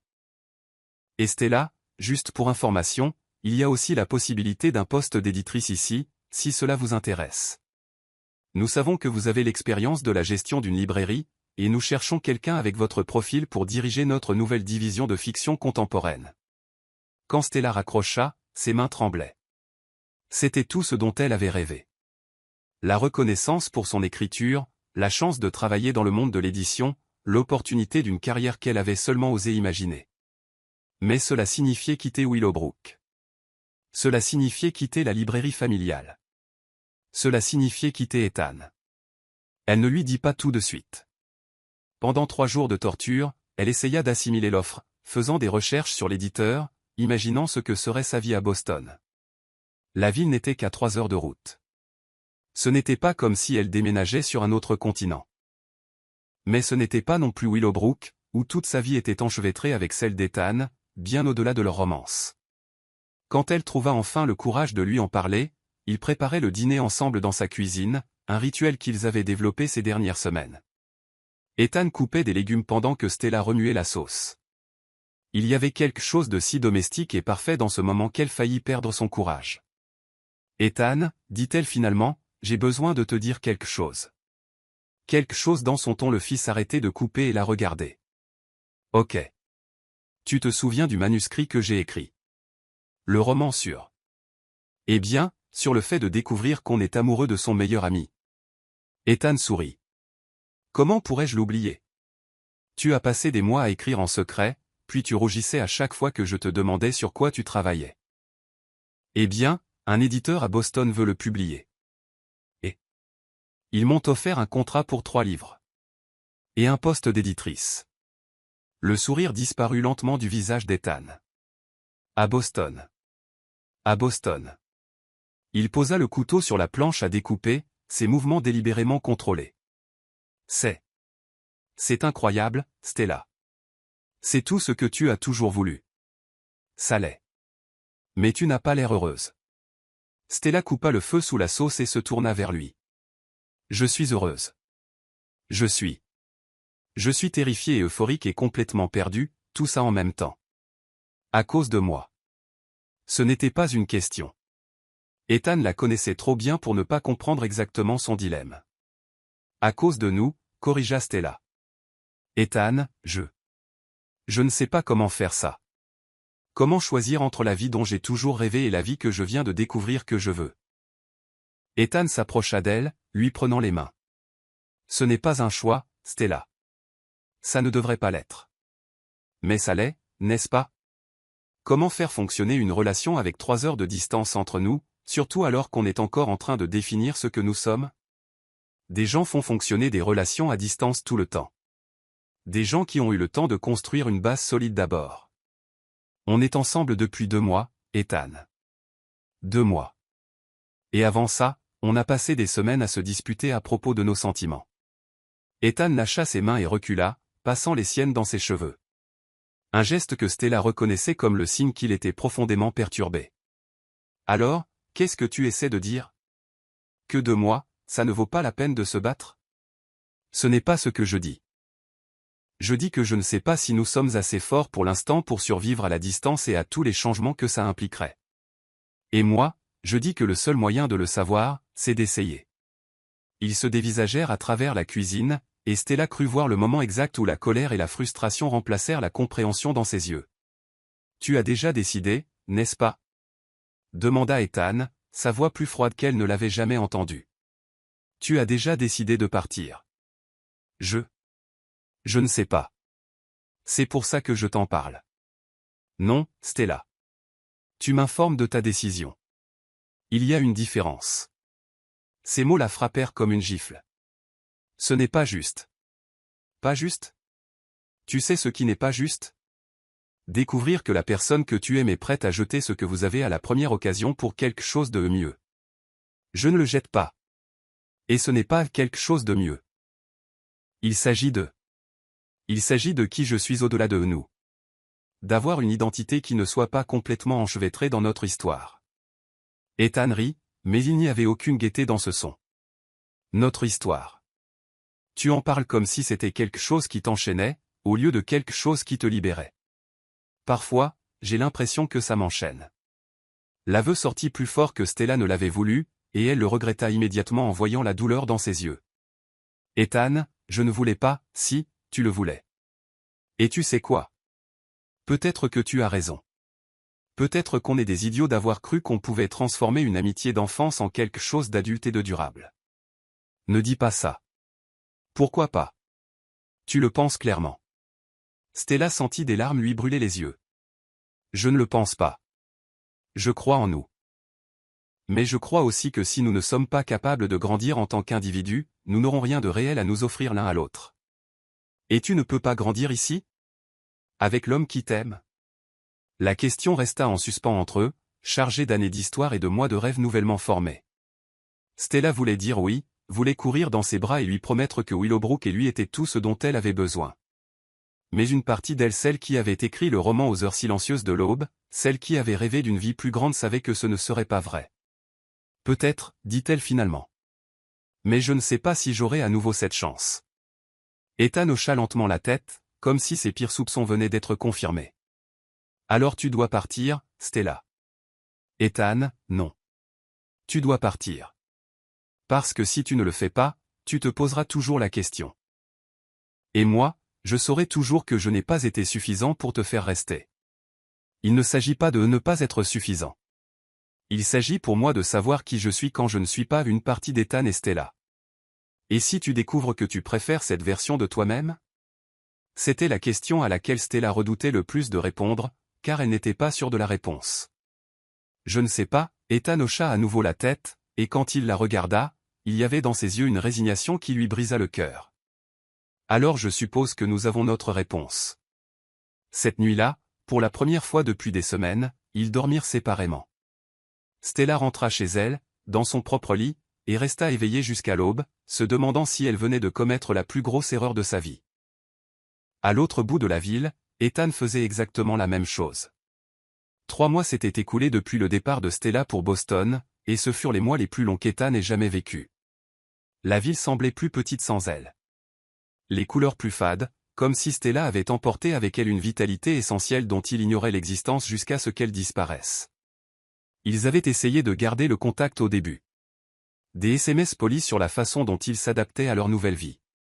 Des appels téléphoniques occasionnels, plus gênants que réconfortants. Mais peu à peu, la communication s'était réduite à presque rien. Non par colère, mais parce que chaque conversation était un rappel douloureux de ce qu'ils avaient perdu. Ethan s'était jeté dans le travail, acceptant des projets supplémentaires à l'agence d'assurance, et envisageant même l'offre d'un ami de devenir associé dans une société de conseil à Richmond. N'importe quoi pour garder son esprit occupé, pour ne pas penser à l'appartement vide de Stella au-dessus de la librairie, aux après-midi qu'ils passaient ensemble, à la façon dont elle s'adaptait parfaitement à ses bras. Mais fin octobre, alors que les feuilles de Willowbrook arboraient leur apogée doré et rouge, Ethan reçut un appel de la mère de Stella. « Ethan, mon cher, peux-tu venir? Il y a quelque chose que je dois te montrer. » Il trouva Madame Morgan à la librairie, qui était restée fermée depuis le départ de Stella. Il y avait une pile de lettres sur la table, et Ethan reconnut immédiatement l'écriture familière. « Elle m'écrit chaque semaine, dit doucement Madame Morgan. Et chaque semaine, la moitié de la lettre parle de toi. » Ethan prit l'une des lettres, ses mains tremblant légèrement. La date remontait à 2 semaines. « Maman, Boston est tout ce que je pensais que ce serait. Le travail est stimulant et passionnant, et j'apprends tellement. Mon éditrice dit que le 2e livre prend bien forme. Je devrais être heureuse. Et je le suis, la plupart du temps. Mais il y a des moments. Quand je vois quelque chose de drôle dans la rue, ou quand je trouve un café qu'Ethan adorerait, ou quand je me réveille au milieu de la nuit effrayé par les orages. Ou j'ai l'impression qu'il me manque une partie de moi. Je lui ai dit que j'avais besoin de savoir qui j'étais sans lui. Mais la vérité, c'est que j'ai découvert que je suis une version moins complète de moi-même quand il n'est pas là. Elle est têtue, dit doucement Madame Morgan. Trop fière pour l'admettre, trop effrayée pour revenir. Et toi? Ethan reposa la lettre sur la table. Misérable, moi aussi. Alors, qu'allez-vous faire, vous deux? Avant qu'Ethan ne puisse répondre, son téléphone sonna. C'était un numéro qu'il ne reconnaissait pas, mais il y avait quelque chose de familier dans la voix quand il répondit. Ethan? C'est Daniel, de Hartwell & Associates Publishing. Stella m'a donné votre numéro. Écoutez, je sais que cela peut sembler étrange, mais pourriez-vous venir à Boston? Il y a une situation avec Stella, et je pense que vous devez être ici. Le cœur d'Ethan se serra. Est-ce qu'elle va bien? Elle est blessée? Elle va bien physiquement, mais... Eh bien, c'est compliqué. Pouvez-vous venir?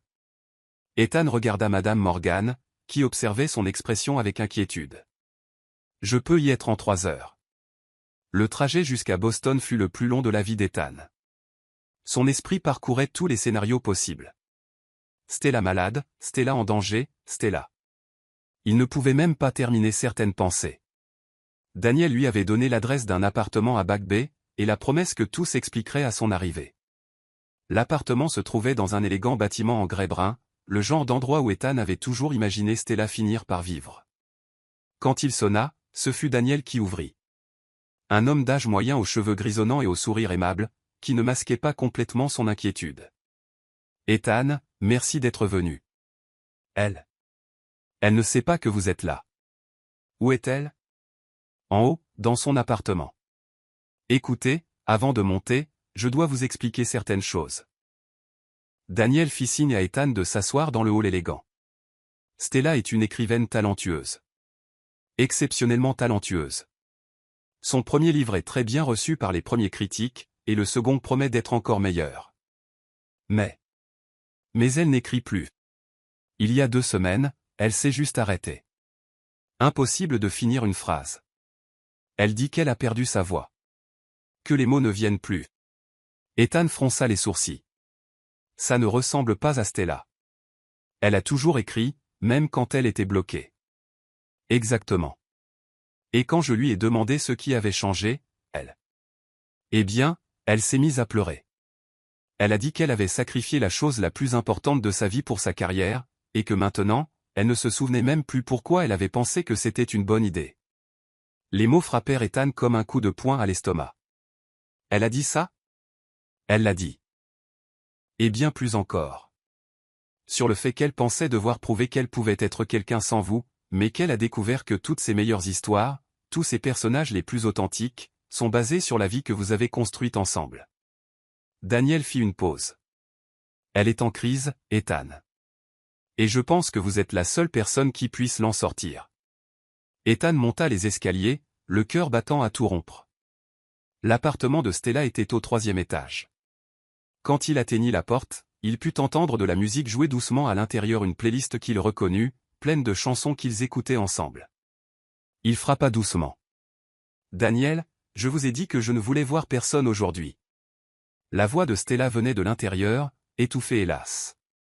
Ce n'est pas Daniel, dit Ethan. Il y eut un long silence, suivi du bruit de pas s'approchant rapidement. Quand la porte s'ouvrit, Ethan eut l'impression qu'on lui avait coupé le souffle.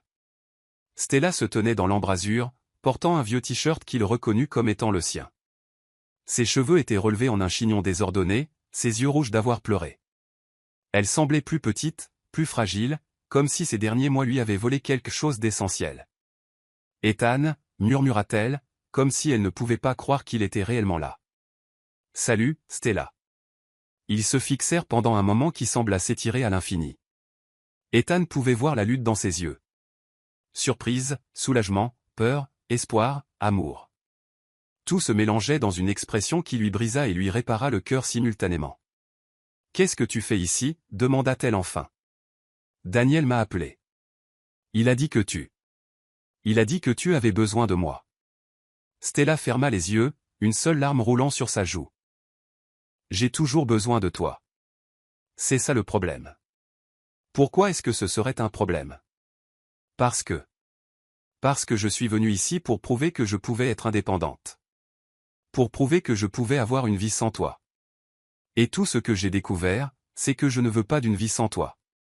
Ethan fit un pas de plus, et Stella ne recula pas. « Stella, j'ai fait une erreur, dit-elle, les mots sortant dans un souffle précipité. Une terrible erreur. Je pensais que je devais choisir entre toi et mes rêves, mais j'ai découvert que mes rêves ne signifient rien si je ne peux pas les partager avec toi. Tu n'as pas fait d'erreur. Tu as fait ce que tu avais besoin de faire. » Non. Stella secoua la tête violemment. J'ai fait ce que je pensais devoir faire. Il y a une différence. Je pensais que je devais prouver quelque chose à moi-même, à toi, au monde. Mais la seule chose que j'ai prouvée, c'est que je suis complètement misérable sans toi. Ethan leva la main pour toucher son visage, et Stella se pencha dans sa caresse comme une fleur vers le soleil. Tu n'es pas misérable. Tu construis une carrière incroyable. Tu réalises tes rêves. Je vis des cauchemars, dit Stella, d'autres larmes coulant sur son visage. Je me réveille chaque matin dans un bel appartement, dans une ville merveilleuse, avec un travail qui devrait me rendre heureuse. Et tout ce que je ressens, c'est le vide. Parce que tu n'es pas là pour partager le petit déjeuner avec moi. Parce que quand quelque chose de drôle arrive, tu n'es pas là pour en rire avec moi. Parce que quand j'ai peur pendant les orages, tu n'es pas là pour me tenir dans tes bras. Stella, je t'aime, dit-elle, les mots sortant comme une confession désespérée. Je t'aime de toutes les manières possibles, et essayer de vivre sans ça, essayer de prétendre que je peux être complète toute seule, ça me tue. Ethan la prit alors dans ses bras, et Stella s'effondra contre lui, comme si toutes les défenses qu'elle avait érigées ces derniers mois s'écroulaient enfin. Elle pleura contre sa poitrine, des années d'amour refoulées et des mois de solitude trouvant enfin une issue. Je t'aime aussi, murmura-t-il contre ses cheveux. Je n'ai jamais arrêté. Pas une seconde. Ils restèrent là, dans l'embrasure de la porte, se tenant l'un à l'autre comme s'ils étaient des ancres dans une tempête. Et peut-être l'étaient-ils. Peut-être avait-il toujours été l'encre de l'autre, et essayer de naviguer seul avait été l'erreur depuis le début. « Qu'est-ce qu'on fait maintenant » demanda Stella quand elle parvint enfin à s'arrêter de pleurer. « Maintenant, on arrête de prétendre qu'on peut vivre sans ce qu'on a, dit Ethan. Maintenant, on trouve comment faire fonctionner tout ça. Mais Boston. Mon travail. On trouvera une solution. Ensemble. Comme on aurait dû le faire depuis le début. » Stella releva la tête pour le regarder, et pour la première fois depuis des mois, il y avait un véritable espoir dans ses yeux. « Tu viendrais à Boston ? » ?»« J'irai n'importe où. Tant que c'est avec toi. » Quand ils s'embrassèrent, là dans l'embrasure de la porte, il n'y avait plus de doute, plus de peur de ruiner ce qu'ils avaient. Il n'y avait que la certitude absolue qu'ils s'appartenaient l'un à l'autre, de toutes les manières possibles, peu importe où ils se trouvaient. Parce que parfois, découvrir qui l'on est sans quelqu'un ne sert qu'à confirmer que l'on est infiniment meilleur avec lui. Et parfois, la chose la plus courageuse que l'on puisse faire est d'admettre qu'on ne veut pas être indépendant, quand être interdépendant est tellement plus riche, plus plein, plus vrai. Cette nuit-là, quand ils firent l'amour pour la première fois, ce fut avec l'urgence de ceux qui avaient failli tout perdre, et la tendresse de ceux qui comprenaient enfin qu'ils n'auraient plus jamais à choisir entre l'amour et les rêves. Parce que les meilleurs rêves, découvrirent-ils, étaient ceux qui incluaient la personne que l'on aime à ses côtés pour les partager. 6 mois plus tard, Stella se tenait à la fenêtre de son nouveau bureau à Boston, observant l'agitation de la ville en contrebas. Mais ce n'était pas la vue urbaine qui la faisait sourire. C'était le reflet dans la vitre, Ethan, assis à son bureau, tapant sur son ordinateur portable, complètement absorbé par le projet sur lequel il travaillait. Il avait déménagé à Boston 2 semaines après cette nuit inoubliable de retrouvailles. Ce n'était pas une décision impulsive, mais le résultat de longues conversations sur la manière de construire une vie commune qui honore à la fois l'amour et les ambitions individuelles. Ethan avait accepté l'offre de devenir associé dans la société de conseil, mais à la condition de travailler à distance depuis Boston, ne se rendant à Richmond que lorsque c'était nécessaire. « Tu m'observes encore » dit Ethan sans lever les yeux de l'écran. « Comment tu le sais ?»« Parce qu'après 25 ans, je sais quand tu m'observes. Et aussi, je vois ton reflet sur mon écran. » Stella rit, s'approchant de lui. « Je pensais juste à quel point c'est étrange que tout se soit mis en place si parfaitement. Je veux dire, statistiquement, les chances de... » Stella. Ethan fit pivoter sa chaise pour lui faire face, l'attirant sur ses genoux. « Arrête de suranalyser notre bonheur. » »« Je ne suranalyse pas. J'en apprécie la complexité. » C'était vrai. Les 6 derniers mois avaient été une révélation sur la façon dont l'amour adulte pouvait être à la fois simple et profondément complexe. Ils avaient découvert que connaître quelqu'un depuis toujours ne signifiait pas qu'il n'y avait plus rien à découvrir. En fait, cela signifiait qu'il y avait des couches infinies à explorer. Stella s'était remise à écrire avec une passion renouvelée. Son 2e livre, inspiré par son parcours avoir failli perdre puis retrouver Ethan, était salué comme un chef-d'œuvre de la fiction contemporaine. Mais plus important que le succès critique, c'était la façon dont les mots coulaient à nouveau, dont chaque histoire qu'elle racontait était imprégnée de la plénitude qu'elle avait trouvée.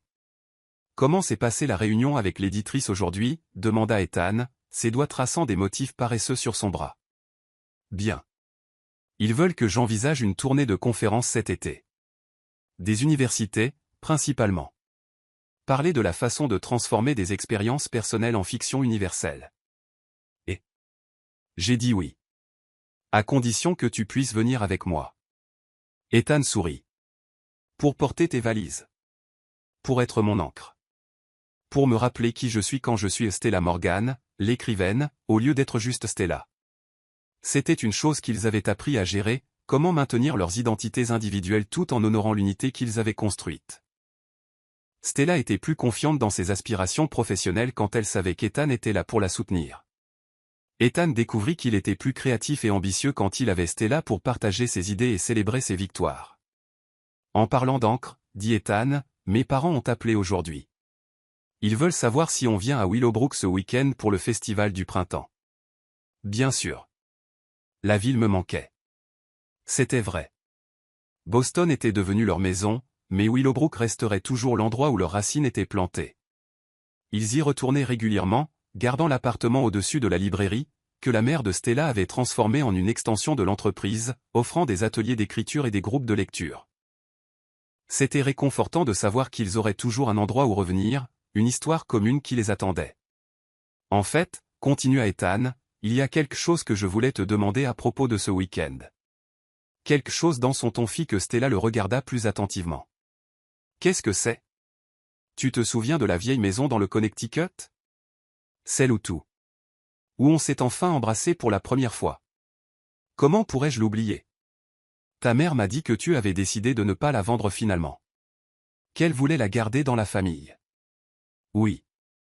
Elle a dit qu'il y avait trop de bons souvenirs là-bas. Et quelques-uns de transformateurs.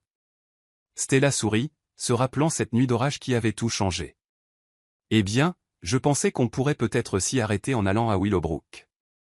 Il y a quelque chose que j'aimerais te montrer. Il y avait quelque chose dans sa façon de le dire prudent, nerveux, plein d'espoir qui fit s'emballer le cœur de Stella. Ethan. C'est une surprise. Une bonne, j'espère. Ce vendredi-là, ils conduisirent jusqu'au Connecticut sous un ciel bleu clair qui promettait un week-end parfait. La maison était exactement comme Stella s'en souvenait, majestueuse et accueillante, entourée d'arbres qui commençaient à montrer les premiers signes verts du printemps. « Pourquoi sommes-nous ici exactement ?» demanda Stella alors qu'ils sortaient de la voiture. « Fais-moi confiance, d'accord ?»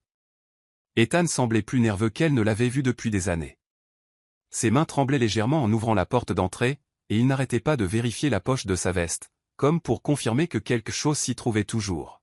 « Ethan, tu me rends nerveuse. » « Désolé. C'est juste. C'est important. » Ils entrèrent dans la maison, et Stella fut immédiatement transportée à cette nuit-là. L'orage, la peur, la découverte que l'amour ne vient parfois pas comme un coup de foudre, mais comme un éveil progressif à quelque chose qui a toujours été là. « Viens, » dit Ethan, la conduisant à l'étage vers la chambre principale. La chambre était exactement comme il s'en souvenait. À une différence près. Des bougies étaient allumées partout, créant une douce lumière dorée qui rendait tout magique. « Ethan, » murmura Stella, se tournant vers lui. Mais quand elle se retourna, Ethan n'était plus debout. Il était à genoux sur le sol, une petite boîte en velours à la main, les yeux brillants de larmes non versées. « Stella » commença-t-il, la voix légèrement tremblante. « Dans ce lit, dans cette chambre, il y a presque un an, nous avons enfin arrêté de prétendre que nous n'étions que des amis. Et depuis ce jour, chaque jour a été une découverte de la profondeur de l'amour. À quel point il peut être transformateur. À quel point il peut être à la fois la chose la plus naturelle du monde et la plus extraordinaire. » Stella sentit ses propres larmes commencer à se former. « Ethan. Laisse-moi finir, » dit-il avec un sourire tremblant. « Je t'ai rencontré quand j'avais 6 ans. Et depuis, tu as été ma constante, ma meilleure amie, ma confidente, mon ancre, ma maison. Et maintenant, tu es mon amour, ma partenaire, mon inspiration. Tu es. Tu es tout. » Il ouvrit la boîte, révélant une bague simple mais magnifique, une émeraude entourée de petits diamants, de la nuance exacte des yeux de Stella. « Stella Morgan, » dit Ethan, sa voix maintenant stable et pleine de conviction. « Veux-tu m'épouser? Pas parce que c'est ce qu'on a toujours attendu de nous, pas parce que c'est la prochaine étape logique. Mais parce que je ne peux imaginer une seule version de mon avenir où tu ne serais pas à mes côtés, en tant que ma femme. » Stella ne pouvait pas parler. Les larmes coulaient librement sur son visage maintenant, et elle était sûre que son cœur allait exploser de tant de bonheur.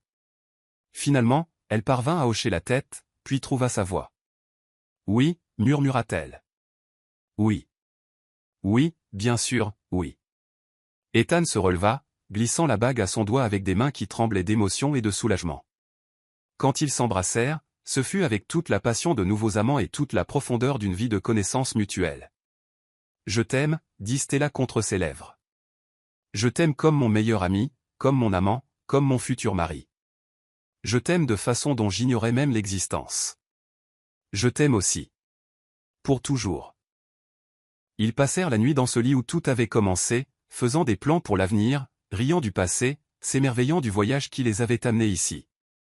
Dehors, il n'y avait pas d'orage cette fois, juste le calme parfait de deux personnes qui savaient enfin, sans l'ombre d'un doute, qu'elles s'appartenaient. 6 mois plus tard, ils se marièrent à Willowbrook, dans la même église où ils avaient été baptisés enfants. Stella portait la robe de sa grand-mère, et Ethan pleura en la voyant remonter l'allée. Toute la ville était présente, car Ethan et Stella n'étaient pas seulement un couple qui se mariait. Ils étaient l'histoire d'amour que tout le monde avait vu grandir et s'épanouir pendant des décennies. Pendant la réception, alors qu'ils dansaient leur première danse en tant que mari et femme, Stella regarda dans les yeux d'Ethan et vit non seulement l'homme qu'elle aimait, mais aussi le garçon qu'elle avait rencontré 25 ans plus tôt, l'adolescent qui avait été son confident, le jeune adulte qu'elle avait failli perdre, et l'homme qui avait choisi de construire une vie avec elle. Alors, dit-elle en souriant alors qu'il la faisait tourner, comment penses-tu que notre histoire se terminera? Elle ne se terminera pas, répondit Ethan en la serrant plus fort. Parce que les meilleures histoires d'amour n'ont pas de fin. Elles continuent juste à se développer, chapitre après chapitre, année après année. Et il avait raison. Car lorsque vous trouvez la personne qui est à la fois votre histoire et votre avenir, votre passé et votre possibilité, la fin ne devient que le début. Et leur commencement ensemble était infini. Parfois, l'amour le plus profond grandit silencieusement à côté de nous, déguisé en amitié, attendant patiemment que nous soyons prêts à le reconnaître. Ethan et Stella ont découvert qu'ils n'avaient pas besoin de choisir entre la sécurité et la passion, ils pouvaient avoir les deux. Parce que le véritable amour, ce n'est pas de trouver quelqu'un de parfait, mais de trouver quelqu'un qui fait de vous une version plus complète de vous-même. Et peut-être, au fond, avons-nous tous quelqu'un comme ça dans nos vies. Quelqu'un qui connaît notre histoire, qui a vu notre croissance, qui choisit de nous aimer, non pas malgré nos défauts, mais en les incluant tous. La question qui demeure est, êtes-vous suffisamment attentif pour reconnaître quand le véritable amour est juste devant vous?